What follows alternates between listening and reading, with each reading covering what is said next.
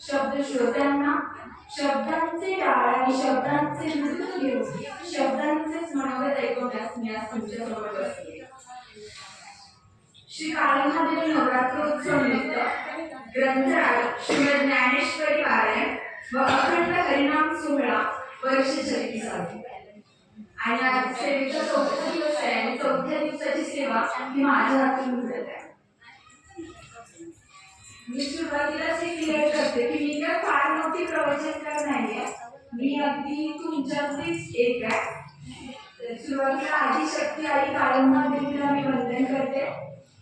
त्यानंतर माझी गुरु मोठी मम्मी जिच्यामुळे माझा हा प्रवास सगळा शक्य झाला असं मला वाटतंय. तर ती आज ती बसली आहे तर तिला पण मी ते वंदन करते. तिचा वारसा मला पुढे चालवायचा आहे, तिच्या पावलांवरती पाऊल ठेवून मला ते चालायचं आहे. त्यानंतर मम्मी तुम्ही सगळे इथे बसताय, माझ्यापेक्षा तुम्ही वयामध्ये मोठे आहातच, म्हणजे त्यात तेवढं मात्र शंका नाहीये. त्याहीपेक्षा कुठेतरी जास्त तुम्ही अनुभवाने माझ्यापेक्षा मोठे आहात. त्यामुळे मी तुम्हाला पण ते वंदन करते. ज्ञानाचा अंकुशाचा तोच माझा वंश आहे.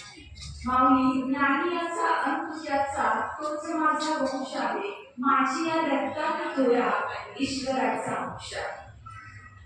आपण शारदीय नवरात्रोत्सव साजरा करतोय, बरोबर?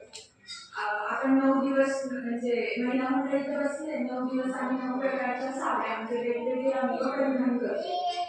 त्या पाठीमागचे मर्म काय आहे तर ते थोडक्यात आपण जाणून घेऊया. त्यासाठी एक छोटीशी घटना सांगते, म्हणजे घटना ही वर्तमानातली आहे पण ते माझ्या बुद्धीला पडते की ते पण आदिशक्तीचंच रूप असेल. 12 एप्रिल 2011 ची घटना आहे. लखनौ ते दिल्लीच्या रेल्वे मार्गावर एक मुलगी जखमी अवस्थेत पडली. ट्रेनमध्ये चढलेल्या चोरांना विरोध केला म्हणून तिला ट्रेनमधल्या ढकलून देण्यात आलं. तिला तिथल्या लोकांनी हॉस्पिटलमध्ये नेलं आणि तिला जेव्हा शुद्ध आली तेव्हा तिच्या असं लक्षात आलं की तिला कृत्रिम पाय बसवण्यात आला. तिचं नाव होतं अरुणिमा सिन्हा. पर्वतासारख्या या विशाल संकटासमोर खचून न जाता तिने खरोखरच एक पर्वत चढून जायचं ठरवलं. आणि 31 मे 2013 म्हणजे अवघ्या 2 वर्षात बघा कमबॅक किती खतरनाक असू शकतो. एखाद्या स्त्रीने जर ठरवलं तर ती काय करू शकते याचं एक मूर्तिमंत उदाहरण आहे. म्हणजे आम्ही शारदीय नवरात्रोत्सव साजरा करतोय त्या अनुषंगाने मी तुम्हाला इथे सांगते. म्हणजे 31 मे 2013 रोजी एव्हरेस्ट सर करणारी जगातील पहिली विकलांग महिला बनली आणि या जगातील स्त्रियांच्या स्त्रीत्वाला आव्हान केलं आणि या जगाला दाखवून दिलं कि कोमल है तू, कमजोर नहीं, शक्ति का नाम ही तेरा नारी है, सबको जीवन देने वाली, मौत भी तुमसे हारी है.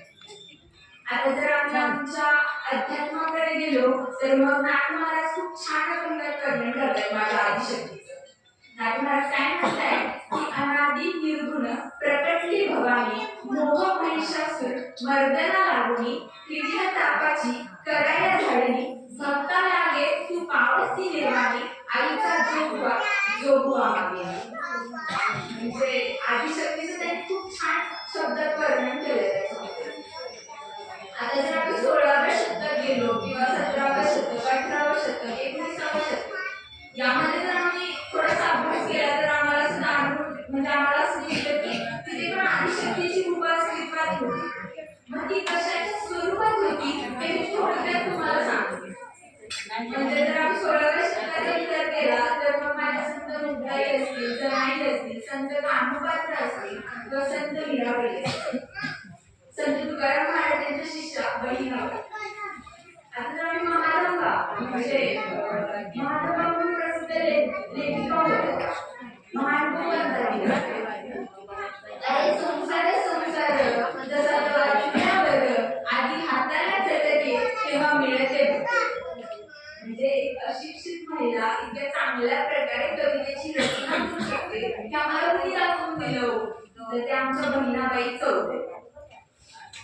आम्ही छत्रपती शिवाजी महाराजांचं नाव खूप मोठ्या उत्साहाने आणि आनंदाने घेतो. म्हणजे आम्ही देवाप्रमाणे मानतोय त्यांना, बरोबर ना? मानताय ना तुम्ही सगळे? तर मग ते कशामुळे म्हणजे छत्रपती शिवाजी महाराज घडले बरोबर आहे, पण ते कोणामुळे घडले हो? तर माझे जिजाऊ मासाहेब होत्या. मग ते पण आदिशक्तीच रूप आहे ना. म्हणजे या मातेने आपला पुत्र गमावला तरी 72, पण भ्याडपणे पळून जाऊन मराठी मातीचा स्वाभिमान गमावता कामा नये असे संस्कार जिजाऊ मासाहेबांनी छत्रपती शिवाजी महाराजांनी केले होते. त्यामुळे आम्ही या स्वराज्य निर्मितीची म्हणजे स्वप्न बघितली आहोत. या मराठी मातीत जन्माला आलेला ताराबाई म्हणजे त्या पण महाकालीचं ते रूप होत्या. त्यानंतर अजून सांगायचं म्हटलं तर त्यांनी मुलींच्या शिक्षणाची मुहूर्तमेढ रोवली, त्या माझ्या सावित्रीबाई फुले. त्यानंतर रमाबाई रानडे. अवश्य किती रूप सांगू तुम्हाला आदिशक्तीची. त्याच्यानंतर अजून पुढे जाऊन बघितलं तर स्वातंत्र्य संग्रामात आमच्या महिला होत्या का? तर हो, अगदीच होत्या त्या आणि अग्रेसर होत्या. त्या कोण होत्या? तर सरोजिनी नायडू असतील, मादाम कामा असतील. आम्ही समाजकार्य केलं, पण आम्ही राजकारणात मागे नाही होतो. राजकारणामध्ये कोण होत्या हो? तर त्यांनी राष्ट्रपती पदाची मुहूर्तमेढ रोवली अशा प्रतिभाताई पाटील. ज्यांनी आपला स्वतःचा दबदबा संपूर्ण भारतावर केला त्या आमच्या पण असतील तर मग इंदिरा गांधी. अहो, 2 मुलींची आई असतील, जागतिक बॉक्सिंग मध्ये एकानंतर एक यशाची शिखरं पार करते अशा माझ्या मेरी कोम. अनंत आमची शक्ती अनंत आशा किनारा तुला पामेराला असं म्हणत ज्यांनी संपूर्ण भारतच नाही तर 7 समुद्रापार ज्यांनी आपला यशाचा झेंडा फडकवला त्या क्रीडा क्षेत्रातील सायना नेहवाल, सानिया मिर्झा, पी.व्ही. सिंधू, साक्षी मलिक अशी किती नावं सांगा तुम्हाला. आदिशक्तीचं वर्णन करताना सांगते. एक स्त्री रौद्ररूप धारण करू शकते, म्हणजे दुर्गा मातेसारखं ती रौद्ररूप धारण करू शकते, पण त्याचबरोबर ती शांततेचंही प्रतीक असू शकते. की आम्हाला कोणी शिकवलं? तर मदर टेरेसा यांनी शिकवलं. आम्ही अनाथांची माय म्हणून ज्यांना संबोधतो त्या माझ्या सिंधुताई सरकार. आता बीज माता हिबाई पोकरे म्हणजे पद्मश्री पुरस्कार विजेते आहेत त्या. आणि स्वप्नातून सत्याकडे जाणारा मार्ग अस्तित्वात आहे, पण त्यासाठी आपल्याकडे धैर्य आणि चिकाटी असणं खूप अत्यंत गरजेचं आहे. म्हणजे विज्ञान क्षेत्र पण आम्ही मागे सोडलं नाही बरं का. विज्ञान क्षेत्रात पण आमचा पुढाकार आहे. तिथे कोण होत्या? तर कल्पना चावला, सुनीता विल्यम्स. अहो माऊली, या विश्वाची निर्मिती स्त्रीच्या उदरातून होते. मी एक पीएससी ऍग्रिकल्चरची विद्यार्थिनी आहे म्हणून माहिती तुम्हाला सांगते की तुम्हाला काय वाटतं शेतीची सुरुवात कोणी केली असेल? म्हणजे काय वाटतं तुम्हाला कोणी केली असेल शेतीची सुरुवात? तर ती सुद्धा एका स्त्रीनेच केली होती. म्हणजेच महाराणी नागरिकांपासून सुरू झालेला हा प्रवास आता द्रौपदी मुर्मूंपर्यंत येऊन थांबला. म्हणजे आपल्याला मी इथे स्वर्गविराम देते कारण तो थांबलेला नाहीये, तो अखंड असा चालत राहणार आहे. हे मी तुम्हाला वर्तमानातलं सांगितलं आदिशक्तींची रूपं. आता जर आम्ही आमच्या वेदांमध्ये बघितलं तर तिथे पण होती आदिशक्तीची रूपं. अर्थातच हो. मग ती कुठली हो? तर आम्ही जो शारदीय नवरात्र उत्सव साजरा करतोय ना, 9 दिवस आम्ही पार्वती मातेचे जे 9 वेगवेगळे अवतार आहेत त्या अवतारांची पूजा करतो. बरोबर? मग ते 9 अवतार कुठले आहेत हो? म्हणजे माहित असेल थोडं तुम्हाला, पण तरी सुद्धा थोडक्यात सांगते मी इथे. तर पहिल्या दिवशी म्हणजे प्रथमाला आम्ही देवी शैलपुत्रीची पूजा केली आणि हा महाकालीचा अवतार आहे. आणि त्या दिवशी महिला मंडळांना खास करून विचारते मी, आम्ही कुठला रंग परिधान केला हो? तर त्या दिवशी आम्ही पिवळा रंग परिधान केला. बरोबर? काय रंग परिधान केला तो? का? तर पिवळा रंग हा कृती आणि उत्साहाचं प्रतीक आहे. त्यानंतर द्वितीया म्हणजे दुसऱ्या दिवशी आम्ही ब्रह्मचारिणी देवीची पूजा केली. त्या दिवशी आम्ही कुठला रंग परिधान केला? म्हणजे दुसऱ्या दिवशी कुठला रंग परिधान केला? बरोबर, म्हणजे आम्ही दुसऱ्या दिवशी हिरवा रंग परिधान केला. का हिरवा रंग परिधान केला? का तर हिरवा रंग हा सुख, शांती, समृद्धी, आनंद, ऐश्वर्य आणि मांगल्याचं प्रतीक. त्यानंतर तिसरा दिवस म्हणजे कुठला? कालचा दिवस. कालच्या दिवशी आम्ही चंद्रघंटा देवीची पूजा केली, आईची पूजा केली. का तर ती सौंदर्याची मूर्ती म्हणून तिला मानलं जातं. आणि त्या दिवशी कालच्या दिवशी काय रंग परिधान केला? तर आम्ही राखाडी, त्याला ग्रे कलर असं पण म्हणतात, तर तो रंग परिधान केला. का तर तो चैतन्याचं प्रतीक आहे असं मानलं जातं. त्यानंतर आजचा दिवस. आता आजच्या दिवशी कुठल्या दिवशी म्हणजे पार्वती मातेच्या कुठल्या अवताराची पूजा करतो माहिती आहे का तुम्हाला? तर त्या पुष्पांडा म्हणून अवतार आहे पार्वती मातेचा, त्या अवताराची आम्ही पूजा करतो. आणि आजच्या दिवशी कुठला रंग परिधान केलाय सगळ्यांनी? तर आज आम्ही केशरी रंग परिधान केला. का? तर दोन्ही चैतन्याचे प्रतीक आहे, चैतन्यशील रंग आहे म्हणून आम्ही केशरी रंग परिधान करतो. त्यानंतर पंचमी म्हणजे 5वा दिवस म्हणजे उद्याचा दिवस, बरोबर ना? उद्याच्या दिवशी आम्ही स्कंदमाता, पार्वती मातेचा अवतार आहे, स्कंदमाता आईची पूजा करतो. का? स्कंद म्हणजे काय माऊली? तर स्कंद म्हणजे कार्तिकेय, कार्तिकेची आई असं म्हणून संबोधलंय आपल्याला स्कंदमाता. तर त्या दिवशी आम्ही कुठला रंग परिधान करतो? तर पांढरा रंग परिधान करतो. का? तर पांढरा रंग हा आईच्या बदलत्या शक्तीचं स्वरूप आहे म्हणून आम्ही पांढरा रंग परिधान करतो. बरोबर. आता 6वा दिवस म्हणजे षष्टमी. तर त्या दिवशी आम्ही कात्यायनी म्हणजे आईचं जे कात्यायनी रूप आहे, सगळ्यात गौरव रूप आहे असं म्हटलं तरी चालेल.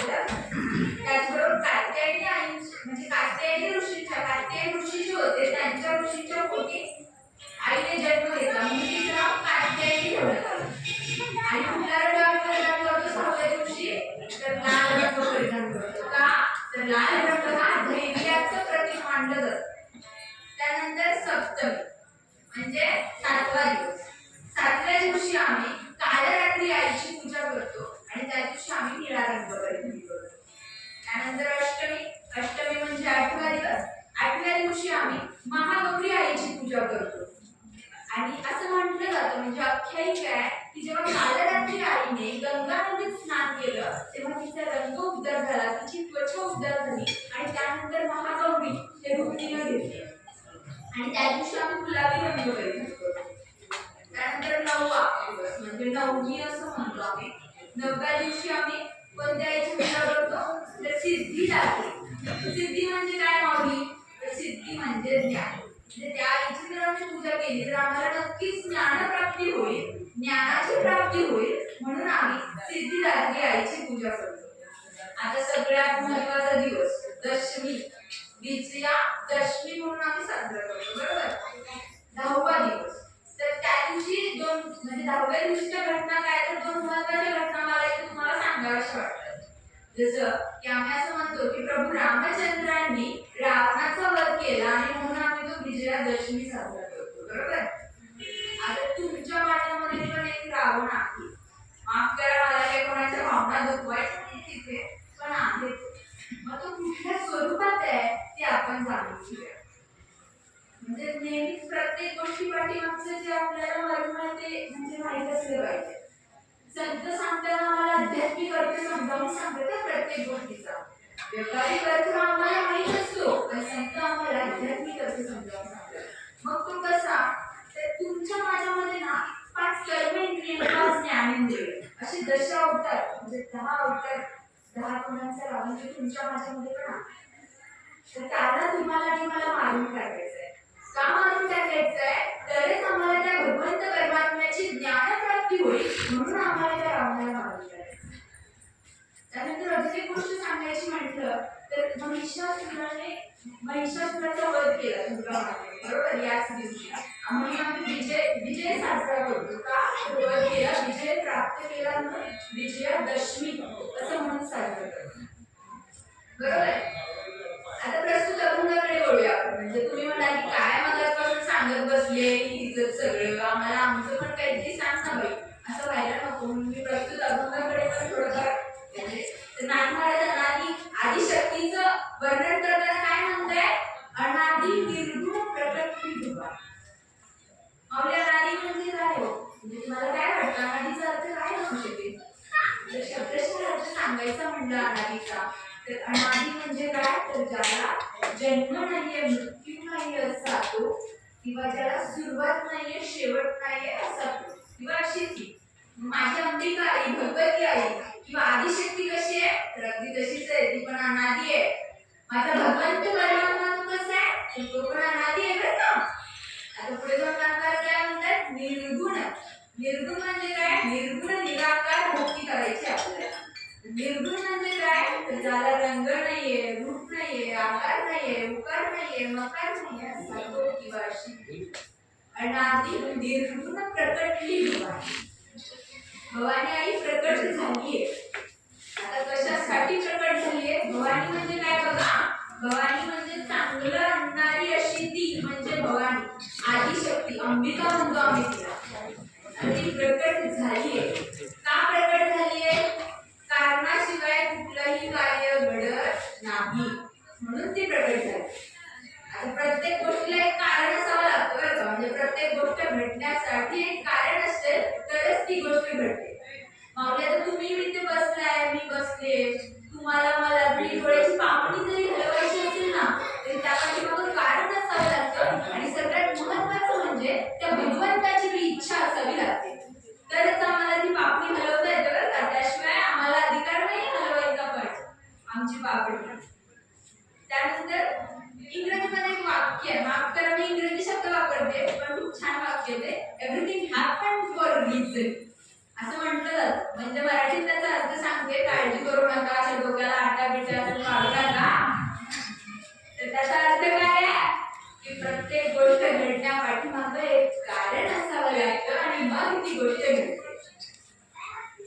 जास्त लांबचं उदाहरण देत नाही, आपण सगळ्यांच्या घरी घटस्थापना केली बरोबर. म्हणजे काय केलं आम्ही, तर घटाची स्थापना, आदिशक्तीची स्थापना केली आम्ही आमच्या घरी. तर ही स्थापना करण्यासाठी 9 कारणं एकत्रित यावी लागतात आणि मग ती आम्हाला आदिशक्तीची घटस्थापना करता येते. आता तुम्ही विचारशील आम्हाला की आता ठीक आहे सांगितलं सगळं बरोबर आहे, पण आता ती 9 कारणं कुठली? काळजी करू नका, मी ती कारणं पण सांगणार आहे तुम्हाला. पहिलं म्हणजे आम्हाला शेतात जावं लागतं, शेतातून माती आणावी लागते बरोबर. दुसरं म्हणजे आम्हाला धान्य गोळा करावं लागतं, का तर ते धान्य त्या मातीमध्ये आम्ही पेरायचं असतं. आता ते धान्य आम्ही कुठलं गोळा करतो? खरीप हंगामातलं गोळा करतो का? नाही गोळा करत खरीप हंगामातलं. मग कुठलं गोळा करतो? तर रब्बी हंगामातलं. रब्बी हंगाम म्हणजे कुठला? तर ऑक्टोबर, नोव्हेंबर, डिसेंबर, जानेवारी या 4 महिन्यात जे पीक घेतलं जातं त्याला आम्ही रब्बी हंगाम म्हणतो. आणि त्या हंगामाची पिकं कुठे आहेत? गहू, हरभरा, मका, शाळू, तुम्हाला माहिती आहे सगळ्या, तुमची मी काय सांगत बसत नाही बरोबर. तर ती आम्ही गोळा करतो. आता त्याच्या पाठीमागचं विज्ञान आणि अध्यात्म काय बघा बरं का, की माझं विज्ञान जिथे येऊन थांबतं ना तिथून अध्यात्म सुरू होतं. आता ते कसं सुरू होतं ते सांगते मी तुम्हाला. आम्ही धान्य गोळा केलंय आणि ते मातीमध्ये पेरणार आहे. आता त्याच्या पाठीमागं काहीतरी संकेत द्यायचं आदिशक्तीला किंवा आम्हाला. काय संकेत द्यायचो? तर भविष्यात ते पीक म्हणजे तुमचा गहू चांगला आलाय त्या मातीमध्ये, तर त्या आदिशक्तीला सांगायचं असतं, त्याच्यातून संकेत द्यायचा असतो की तुमचा गहू चांगला येणार आहे भविष्यात आणि त्यामुळे तुम्ही गव्हाची लागवड मोठ्या प्रमाणात करा.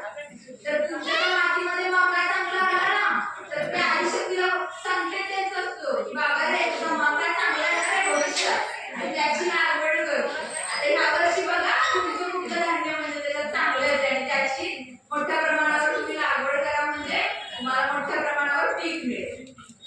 आता झालं आम्ही माती आणली, धान्य आणलं, आता काय राहिलं?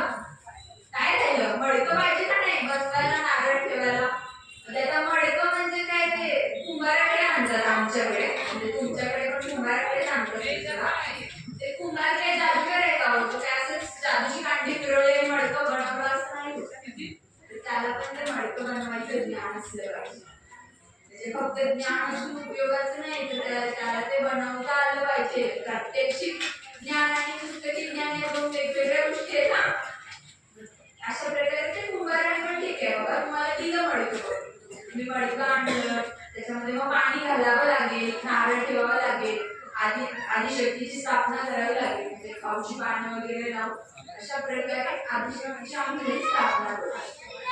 कशी? तर 9 कारणं एकत्रित आल्यानंतर मग आम्हाला आमच्या आदिशक्तीची स्थापना करता येते बरोबर. आता अजून एक उदाहरण देते मी तुम्हाला, म्हणजे कारणाशिवाय कार्य कसं घडत नाहीये हे मी तुम्हाला सांगतो. यदा यदा हि धर्मस्य ग्लानिर्भवति भारत अभ्युत्थानमधर्मस्य तदात्म्यान् सृजाम्यहम्. म्हणजे भगवद्गीतेतला 4थ्या अध्यायातला 7वा श्लोक सांगितला तुम्हाला.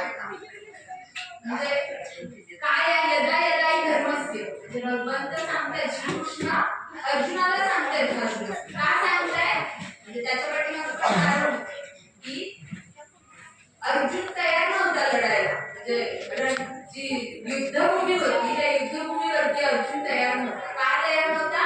का तर अर्जुनाला असं वाटत होतं की हे भगवान श्रीकृष्ण समोर तर माझे नातेवाईक आहेत, म्हणजे माझ्या नात्यातले प्रेमळ माणसं माझी जी आहेत ती समोर आहेत, मग त्यांच्यासमोर कसं काय लढू मी, किंवा त्यांच्यावर बाण कसा काय चालू, तुम्ही आम्ही करू का असा विचार आता या जगात, म्हणजे ह्या चाललेल्या दिवसांमध्ये.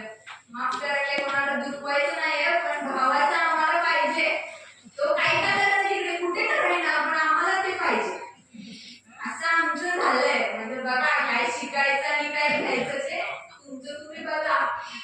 मूळ मुद्द्याकडे येते मी की अर्जुन तयार नव्हता लढायला, म्हणून तेव्हा श्रीकृष्णाने काय सांगितलं की हे अर्जुना तू फक्त निमित्त मात्र आहेस, कारण मी आहे रे त्या पाठीमागचा, तू कशाला काळजी करतोयस, हे बाणाने चालू. मग ते सांगताना काय म्हणतात भगवान श्रीकृष्ण, यदा यदा हि धर्मस्य ग्लानिर्भवति भारता अभ्युत्थानमधर्मस्य तदात्म्यान सृजति, म्हणजे काय तर जेव्हा जेव्हा या पृथ्वी तलावरती धर्मचरणाचा ऱ्हास होईल, अधर्माचे वर्चस्व निर्माण होईल, तेव्हा तेव्हा मी या पृथ्वी तलावरती अवतार घेतलाय. पण कशासाठी घेईल ते परत भगवान श्रीकृष्ण स्पष्ट करतात अर्जुनाला. परित्राणाय साधुना विनाशनाच्च दुष्कृता धर्म संस्थापनार्थाय संभवामि युगे युगे, म्हणजे ते काय करायचं भगवान श्रीकृष्णांना तर भक्ताचा उद्धार करायचा आहे, त्याचबरोबर काय तर दुष्टांचा विनाश पण करायचा आहे आणि धर्माची पुनर्स्थापना पण करायची आहे, तर त्याच्यासाठी भगवान श्रीकृष्णांनी अवतार घेतला. आता अजून एक सांगते आपल्याला याच्यामध्ये मर्म काय घडले की भगवान श्रीकृष्णाने देवकी मातेचा उद्धार तर केलाच, पण त्याचबरोबर कंस मामा जो म्हणजे दुष्ट होता त्याचा त्यांनी वध पण केला, बरोबर, आणि त्याचबरोबर धर्माची पुनर्स्थापनाही केली. अशा प्रकारे प्रत्येक गोष्टी पाठीमागं एक कारण असावं लागतं, तर ते कार्य घडतं, अन्यथा ते कार्य घडत नाही.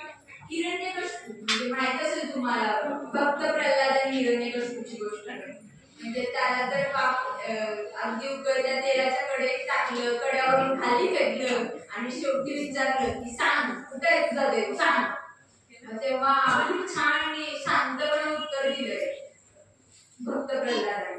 ते काय आहे उत्तर आहे का, नीट लक्ष देऊन ऐका की कणाकणा क्षणात क्षणात आणि चरात चरात माझा भगवंत परमात्मा आहे.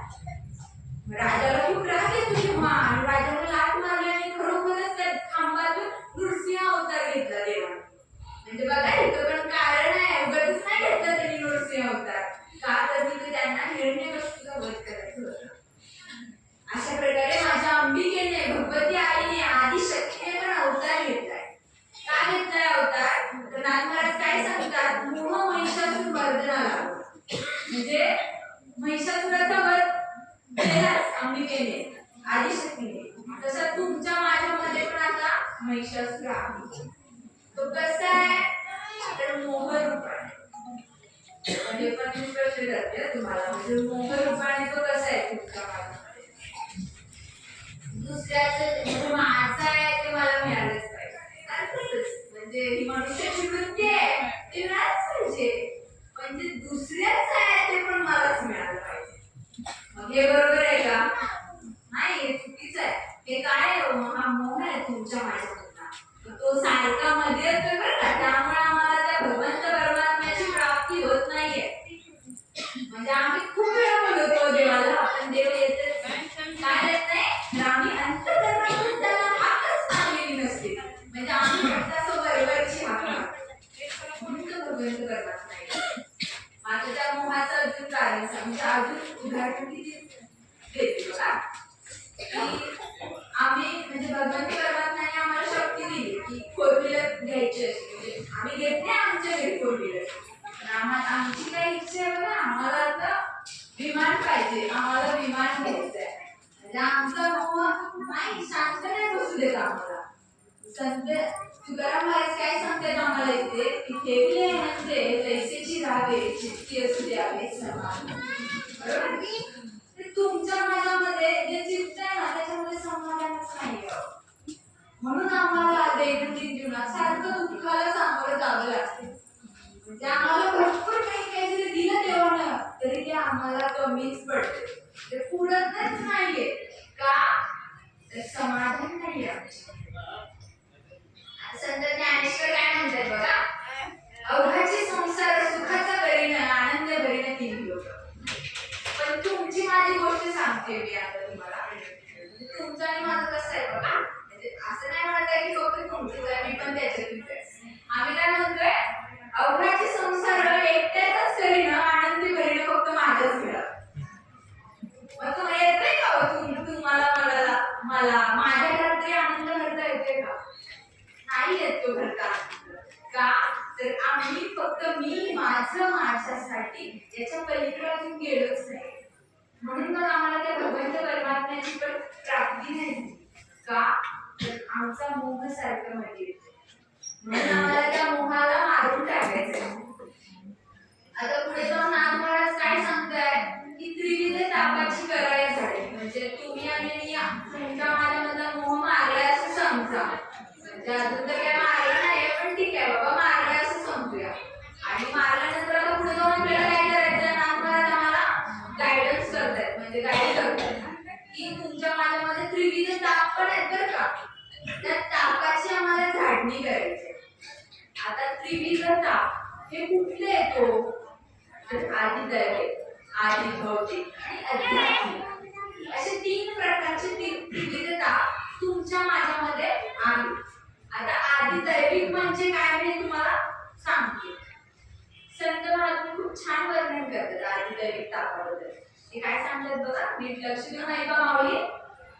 पूर्वजन्मी पाप केले ते बहु विस्तारले विषय सुख नाशिवंत सेविता तिमिर कोंदले.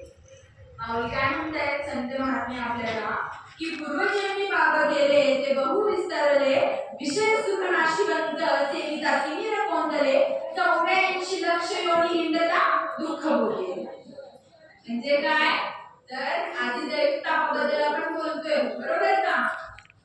आदिदैविक ताप म्हणजे काय, तर पूर्वजन्मी म्हणजे मागच्या जन्मी केलेलं पाप आपण जन्माला येतानाच फळ रूपात एखादं दुःख घेऊन जन्माला येतो किंवा व्यंग घेऊन जन्माला येतो. ते कशामुळे, तर आधी दैविक तापामुळे. असं म्हणतात बघा की एखादं बाळ जन्माला आलंय आणि आम्ही तर सुद्धा असं म्हणतो की अरे त्यांचं काहीच केलं नव्हतं पण हे असं कसं झालं, तर ते मागच्या जन्मात केलेलं पाप आम्ही जन्माला येताना दुःख रूपात किंवा व्यंग रूपात जन्माला घेतो. आता त्याची उदाहरणं कुठली आहेत, उदाहरण पण मी तुम्हाला इथे स्पष्ट करते. जन्माला येतानाच नाक आणि तोंडे, जन्माला येतानाच आंधळ जन्माला येणं, जन्माला येतानाच मूक जन्माला येणं, जन्माला येतानाच बहिर जन्माला येणं, जन्माला येतानाच तिरळ जन्माला येणं. माझं बोलणं समजते ना सगळ्यांना? म्हणजे मला काही ते कोणाच्या भावना दुखवायच्या नाहीये पण तरी सुद्धा म्हणजे अजून उदाहरण देते मी तुम्हाला की जन्माला येतानाच हात पाय नसलेलं धड, जन्माला येतानाच लुळ जन्माला येणं, जन्माला येतानाच कांबळ जन्माला येणं, जन्माला येतानाच खेकड्याच्या चालीचं जन्माला येणं. म्हणजे हे काय आहे, तर या सगळ्या गोष्टी आधी दैविक तापामुळे तुम्हा आम्हाला होतात आणि तुम्हा आम्हाला मग त्या दुःखाला सामोरं जावं लागतंच. आता आधी दैविक तापाबद्दल तर आपण बोललो, म्हणजे समजलं ना तुम्हाला. आधी दैविक ताप म्हणजे मागच्या जन्मात आम्ही जे पाप केलंय ते फळ रूपात जन्माला येताना आम्ही एखादं दुःख घेऊन जन्माला येतो किंवा व्यंग घेऊन जन्माला येतो. आता आधी भौतिक तापाबद्दल आपण बोलूया. आधी भौतिक ताप म्हणजे काय माऊली, तर हा जे बाहेरचं जे वातावरण आहे किंवा आजूबाजूचं वातावरण आहे त्यामुळे आम्हाला तो ताप. आता तो कसा होतो बघा की तुम्ही आम्ही सावधानता बाळगलेली नसते, म्हणजे आम्ही अलर्ट नसतो असं म्हणतात. आता सावधानता कशी बाळगत नाही आम्ही ते बघा,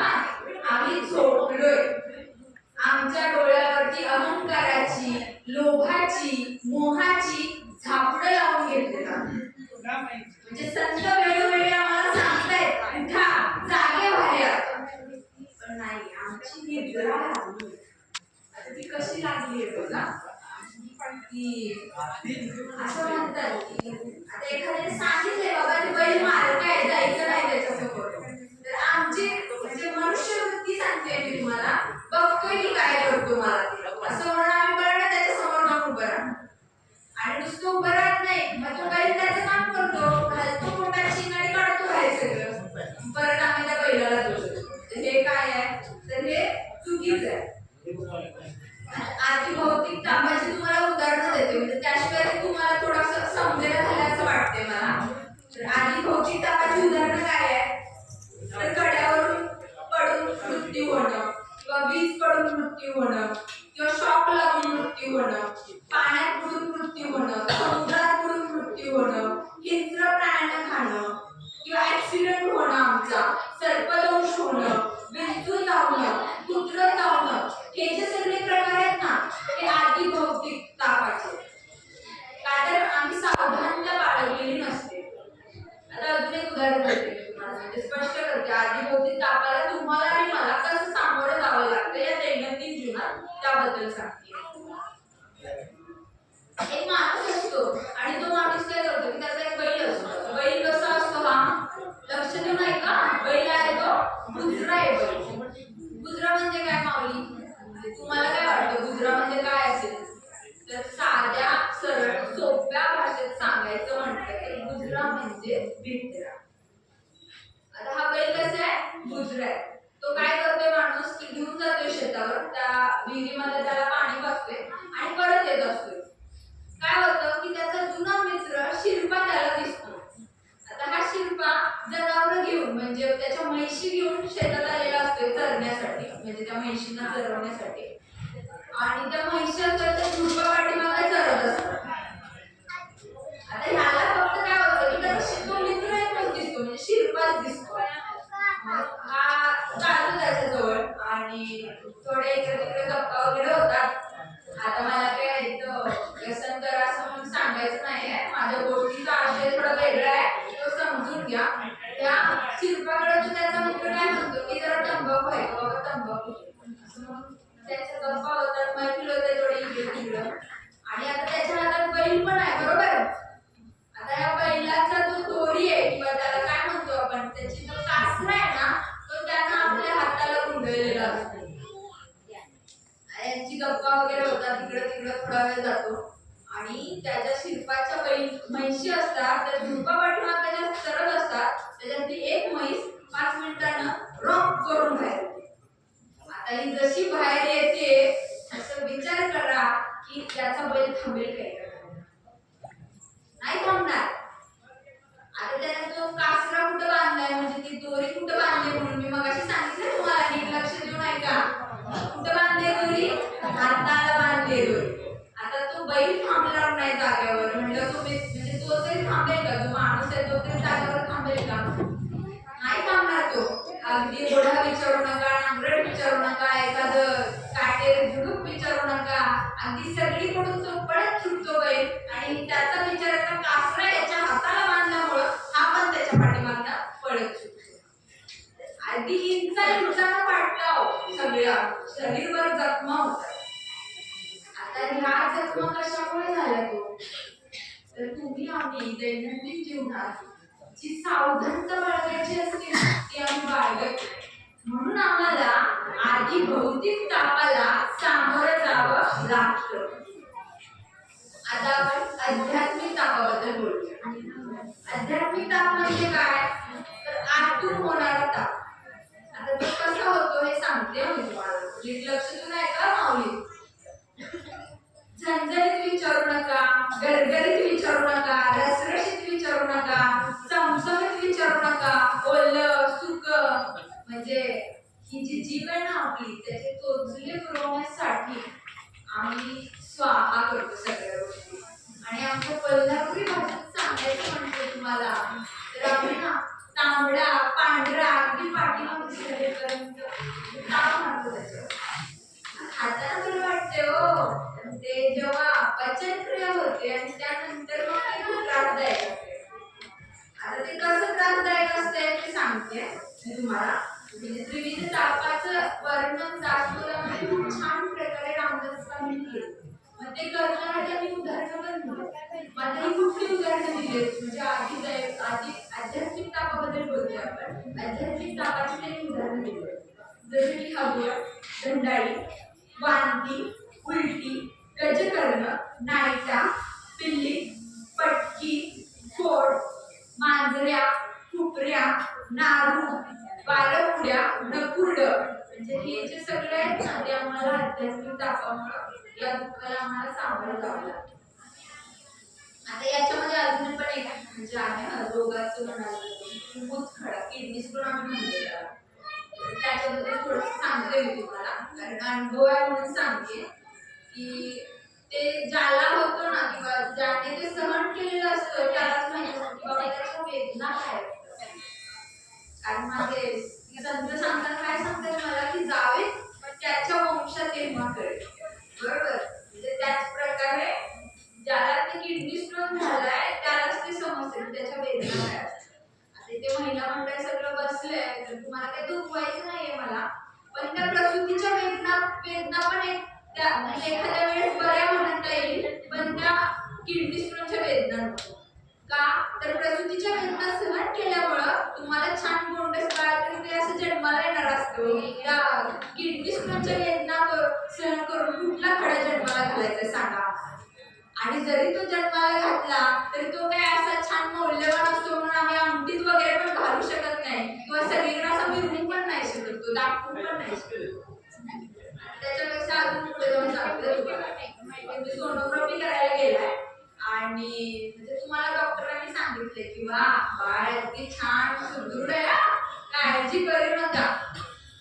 असाच एक माणूस की झाला किंवा किडनी स्टोन झालाय तर तो जर गेला आणि डॉक्टरने जर त्याला सांगितलं काळजी करू नका वा छान खडा अगदी सुदृढ आहे विचार करा म्हणजे काय अवस्था होईल त्याच्या मनाची. आता अजून पुढे जाऊन सांगायचं म्हटलं तर म्हणजे मूळव्याध म्हणजे ते पण एक अगदी तसंच असल्यासारखं आहे तो पण आजार. तर याचं उदाहरण देताना एक छानसं उदाहरण आहे की एक कीर्तनकार असतात आणि म्हणजे एक गृहस्थ असतो मग कीर्तनकार आधी 4-5 वर्षापूर्वीची गोष्ट आहे. कीर्तनकार जे असतात ना ते बसनं प्रवास करत असतात म्हणजे तेव्हा थोडीच त्यांच्याकडे गाड्या वगैरे असं काय असणार आणि जरी असलं तरी कीर्तनकार म्हणजे साधा माणूस बिचारा असतो. तर ते अगदी असं बसने प्रवास करत असतात. बसमध्ये चढतात चढल्यानंतर खिडकीच्या साईडची जी जागा असते त्या तिथे जाऊन ते बसतात आणि काय होतं की एक गृहस्थ येतात म्हणजे आधीच्या वेळेस असं होतं बघा की जागा पकडायचे लोक मग आपल्याकडे जे काही सामान वगैरे ते आम्ही ठेवायचो. माझ्याकडे जर पिशवी असेल तर मी माझी पिशवी ठेवणार ते जागा म्हणजे बसायला येतात त्यांच्या साईडला कीर्तनकारांच्या आणि ते चुंबळ ठेवतात आणि त्या चुंबळीवरती बसतात. कीर्तनकारांना छान वाटतं की अरे बाबा झालं म्हणजे आमच्या संप्रदायातील किंवा संप्रदायातील मंडळी म्हणून माझ्या साईडला बसली म्हणजे प्रवास खूप छान सुखकर होणार असं वाटतं त्यांना. इथं काय होतं की ते विचारतात की काय माऊली कुणीकडं म्हणजे कार्यक्रम कुणीकडे आहे. आता चुंबळ म्हणजे तुम्हाला समजलं की तबला ठेवण्यासाठी आम्ही ती वापरतो बरोबर. मग कार्यक्रम म्हणजे त्यांना काही समजत नाही त्या गृहस्थांना की कशाबद्दल बोलताय तुम्ही. मग त्यांनी अजून थोडंसं विचारल्यानंतर कीर्तनकार जे असतात त्यांनी विचारल्यानंतर मग त्यांना अंदाज येतो की कशाबद्दल बोलतात. ते म्हणतात की अहो कुठला कार्यक्रम आणि काय कशाबद्दल बोलताय. तर ते म्हणले की अहो तुम्ही बसायला चुंबळ घेतली ना ती तबल्याची चुंबळ आहे त्यामुळे मला वाटलं की तुम्ही आमच्याच संप्रदायातले. तर ते म्हणतात अहो कशाचं काय आयुष्याचा तबला झाला एकदम माझ्या आणि काय ऐकून बसलाय तुम्ही कार्यक्रमाचं. तर अशा प्रकारे की हा मूळव्याध पण अगदी त्याच प्रकारे की ह्या सगळ्या गोष्टींमुळे आम्हाला आमच्या आध्यात्मिक तापाला सामोरं जावं लागतं का तर आमच्या जिभेवरती नियंत्रण नाही. समर्थ रामदास स्वामी काय म्हणतात आम्हाला पत्र पुष्प फल उदक लक्ष देऊन ऐका माऊली पत्र पुष्प फल उदक हे भजन माझे सात्विक नको तुझू देव आणि मजले. म्हणजे काय सांगायचंय माऊली त्यांना हेच सांगायचंय याच्यातून की आम्ही सात्विक आहार घेतला पाहिजे सात्विक विचार केले पाहिजे आणि सात्विक संगत केली पाहिजे. म्हणजे तर आणि तरच आम्हाला त्या भगवंत परमात्म्याची प्राप्ती होईल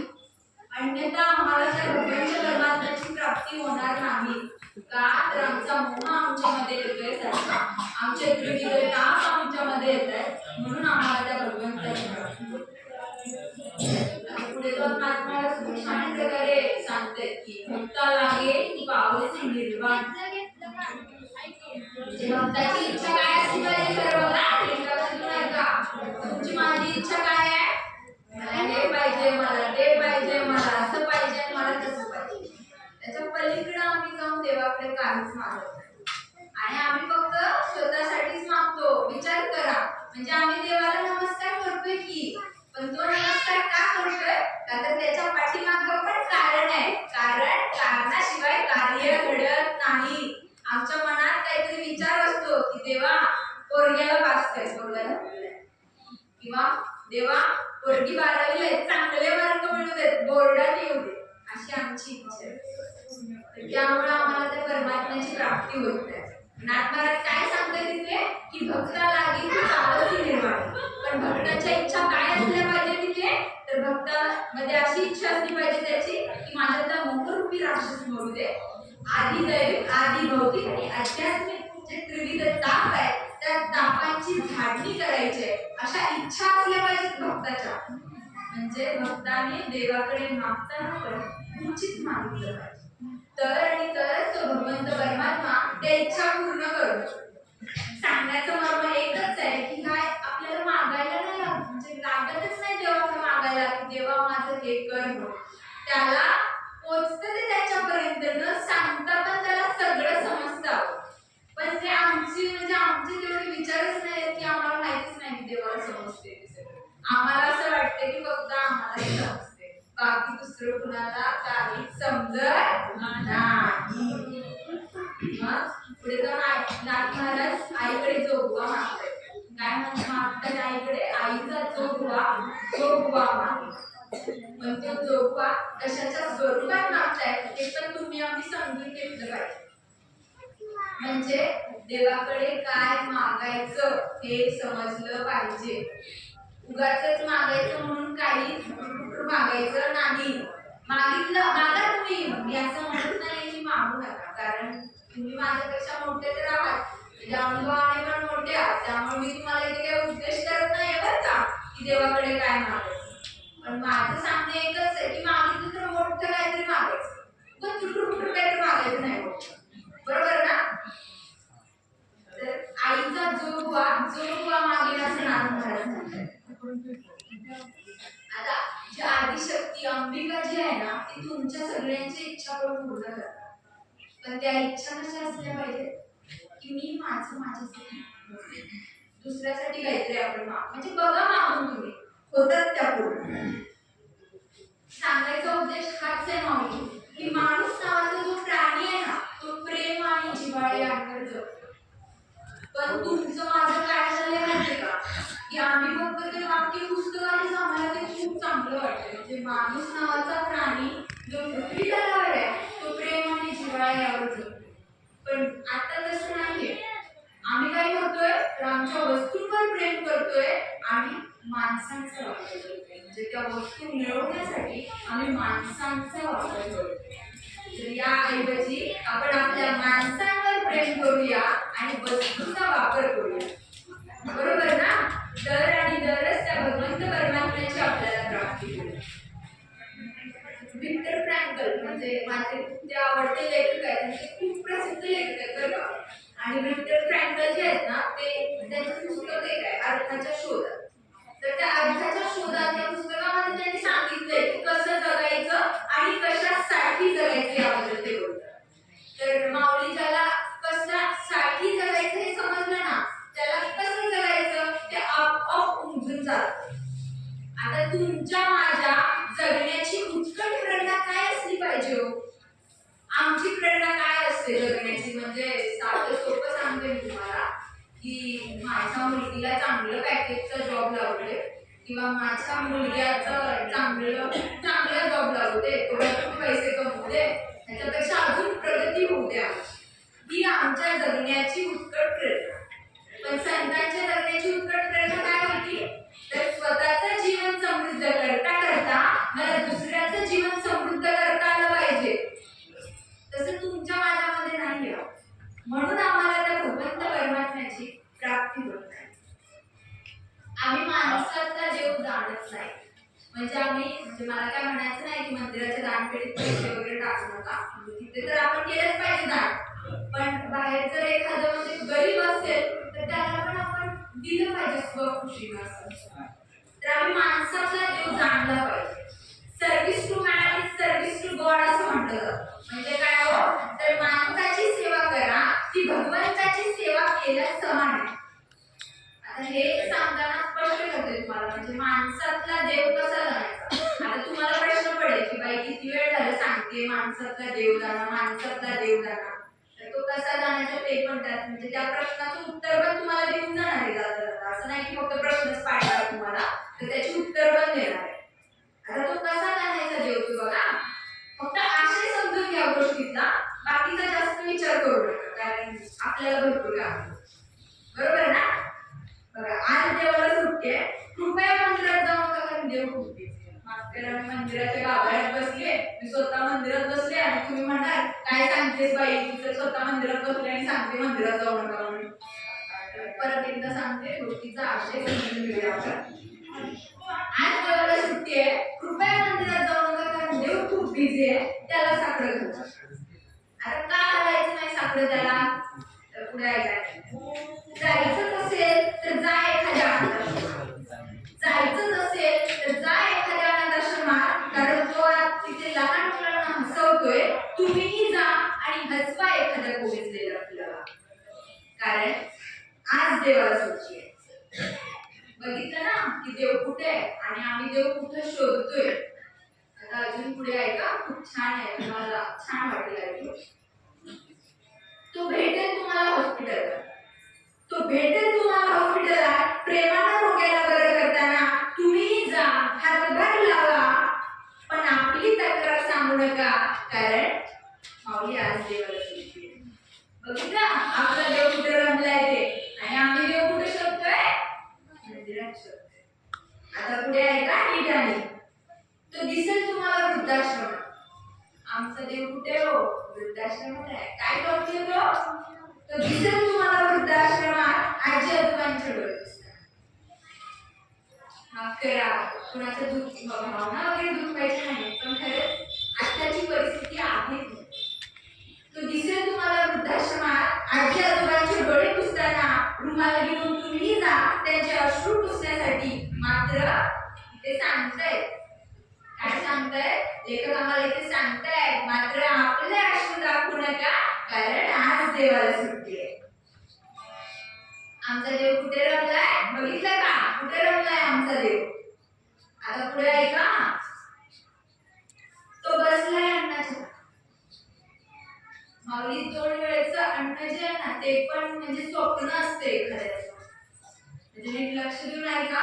तो बसलाय अन्नाच्या रणात, उगाच अन्न वाया घालू नका, जमलंच तर द्या एखाद्या भुकेल्या माणसाला, कारण तो आज त्याच्यातच रमलाय. तो म्हणजे कोण, तर माझा भगवंत परमात्मा आज त्याच्यातच रमलाय. देवाचा वेळ वाया घालवू नका.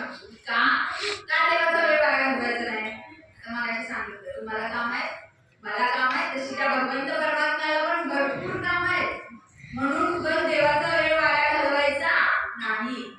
म्हणून सांगते की देवाचा वेळ वाया घालवू नका, कारण त्याला भरपूर काम आहे. जमलंच तर एखादं समाज कार्य करा, कारण आज देव. तर अशा प्रकारे आम्ही आमच्या माणसातला देव जाणला पाहिजे, आणि तो तुम्ही आता जाणणार हे मला इथे मी म्हणजे खात्री आहे मला, कारण तुम्ही एवढं शांत पद्धतीने ऐकताय गेले.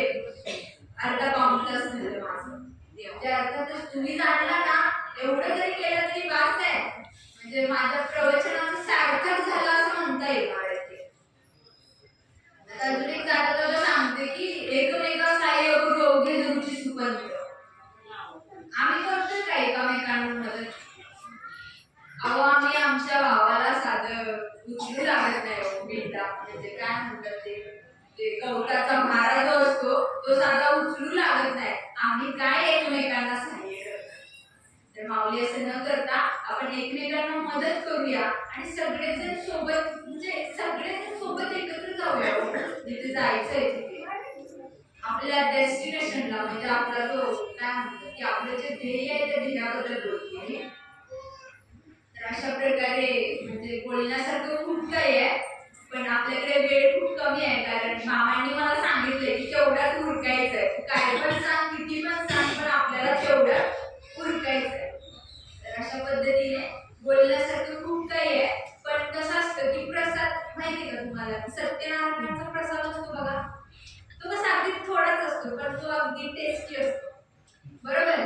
अगदी त्याच प्रकारे सगळ्याच गोष्टी अशा भरपूर भरपूर मिळायला लागल्या ना आपल्याला, की त्या गोष्टीची आपल्याला किंमत नाही राहत. त्यामुळे थोडंच तेवढंच असा डोस घेऊया आपण, औषध घेतल्यासारखं घेऊया. आणि अशा प्रकारे की झालेली सेवा मी भगवंताच्या चरणी अर्पण करते. त्याचबरोबर आई काळूबाई, त्यानंतर माझी गुरु मोठी मम्मी, त्यानंतर चोपदार काका, वारकरी संप्रदाय इथे सगळं बसलाय, तुम्ही सगळे जाणते आहात, तर तुमच्या सगळ्यांच्या चरणी मी अर्पण करते. आणि आदिशक्तीकडे एकच जोगवा मागते इथे, की सगळे इथे जे जेवढे जे बसलेत नाही तर त्यांना सुख, शांती, समृद्धी, ऐश्वर्य, आनंद देव, असा मी आईकडे जोगवा मागते. आणि सेवेला मी आता इथे बोलते.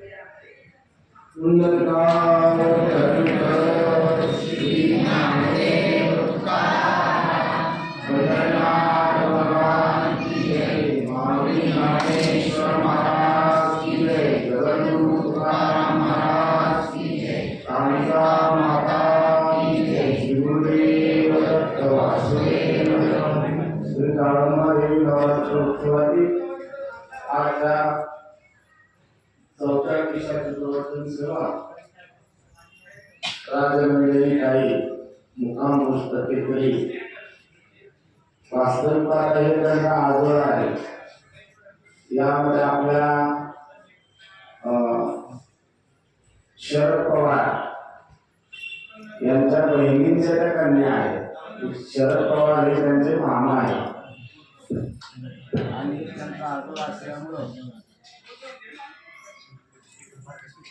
या कार्यक्रमासाठी त्यांच्याकडून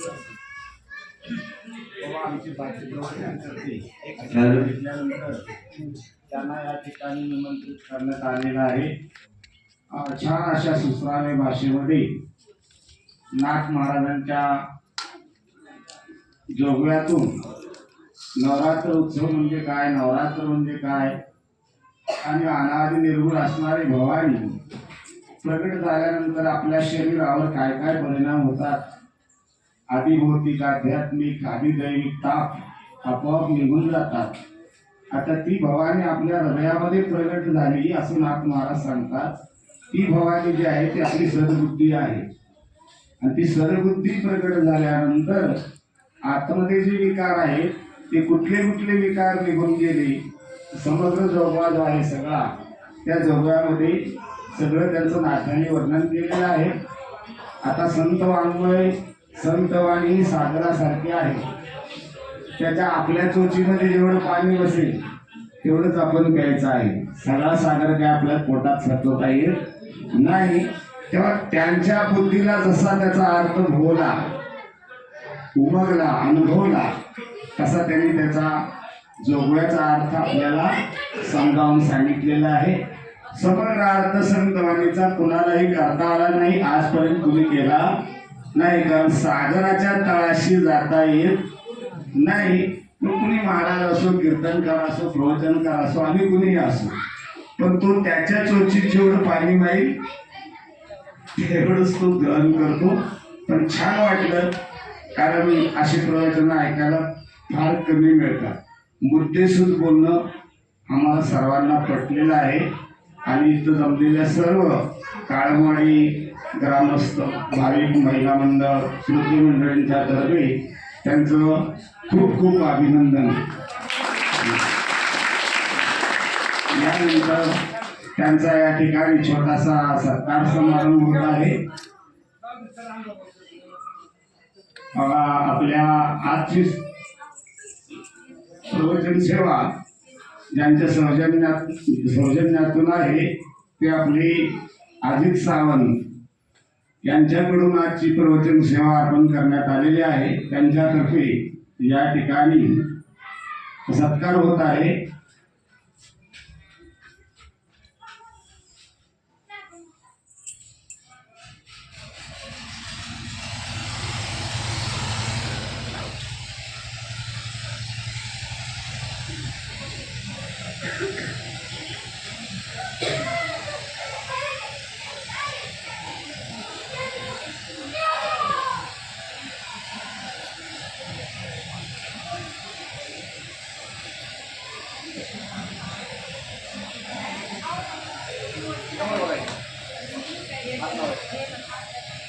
पुंडलिकावरदे विठ्ठल श्री ज्ञानदेव तुकाराम पंढरीनाथ भगवान की जय मौली ज्ञानेश्वर महाराज की जय जगद्गुरु तुकाराम महाराज की जय कालिका माता की जय श्री गुरुदेव दत्त वासुदेव हरी.